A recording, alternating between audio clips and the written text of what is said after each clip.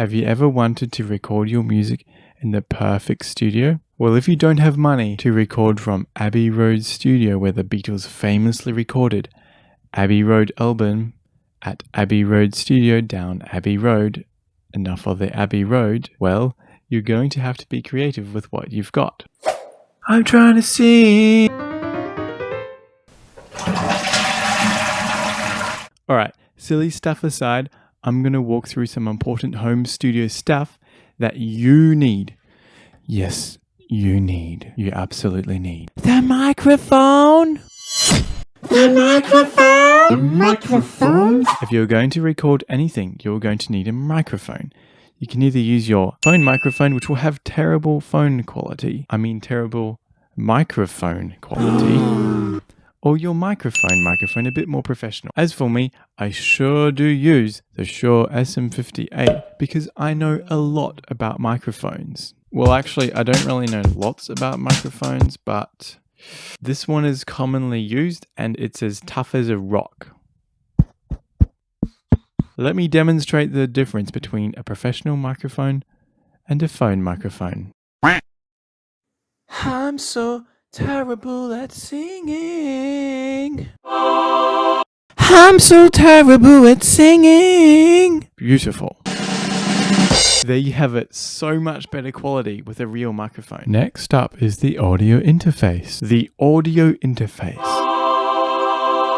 So you're going to need an interface, an audio interface. Your computer chip, sound card, whatever it is just not going to cut it. Connect your microphone via an XLR cable all the way through all the mess of cords to the audio interface. This thing here. Since I know so much about music gear, I brought this particular one because it's red, shiny and red. And you can also connect your speakers, other microphones from different instruments, such as recording guitar, blah, blah, blah. You get the gist of it. Some considerations are how many inputs and outputs you need, how much money you have to spend on an audio interface. If you only have $0, you won't be buying a good quality one. And consider the audio quality and so forth.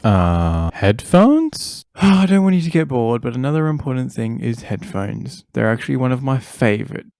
This is my pair of baby. This is my baby. I've had these headphones for over 8 years, and as you can see, the synthetic coating has peeled off partially, and I never want to part with my baby. Powered speakers. Alright, now let's talk about powered speakers. Not just any speakers, powered speakers. You want them to be powered because they're powerful. When you're tired of using your headphones, powered speakers can be really excellent for mixing and give your ears a bit of a break. You want your speakers to make a triangle with your speakers and you the ears. Blah, blah, blah, blah, blah, blah, blah. As you can see over here, here are my powered speakers. And on the other side, here's my powered speaker. Alright, I actually might one day get a pair, but just a little bit more money. Some office stuff. I just want to talk a little bit about some office stuff. I use a chair. I also use the bouncy ball sometimes. Sometimes I just lie down on the ground when I'm on when I'm in my office. Sometimes I just lie on the ground in the office room. I don't even always sit on the chair. It helps stretch my back out. It helps get the blood back to my head. I have 2 computer monitors. Both are different size to keep things in perspective. Or should I say out of perspective. And right between my 2 computer monitors is my camera stand. Piano. If you have a piano, then great. If you don't have a piano, then also great. There's the full-sized piano and a MIDI keyboard. My next piece of advice is for those who do have some kind of keyboard piano thingy, even if it's a house-sized pipe organ. Here's my next piece of advice. Use a piano seat. It's an extra bonus if it squeaks. The guitar. Another good instrument to use is the guitar.